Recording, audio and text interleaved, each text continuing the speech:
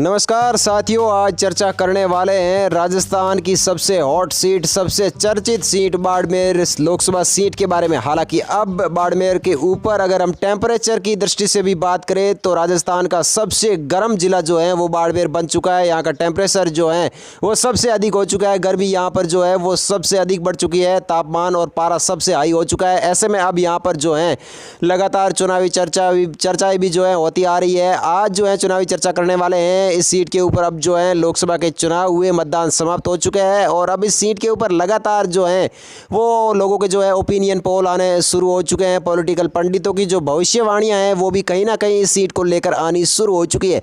अगर हम बात करें पॉलिटिकल पंडितों और कहीं ना कहीं ओपिनियन पोल के हिसाब से तो ये बताया जा रहा है कि इस सीट के ऊपर तीनों ही कैंडिडेट मजबूत हैं। लेकिन अब ये कहा जा रहा है कि कहीं ना कहीं जो है पॉलिटिकल पंडित और ओपिनियन पोल के हिसाब से ये कहा जा रहा है कि इस सीट के ऊपर जो है निर्दलीय प्रत्याशी रविंद्र सिंह भाटी और कांग्रेस के प्रत्याशी उमेदराम बेनीवाल के बीच में कहीं ना कहीं टक्कर हो सकती है।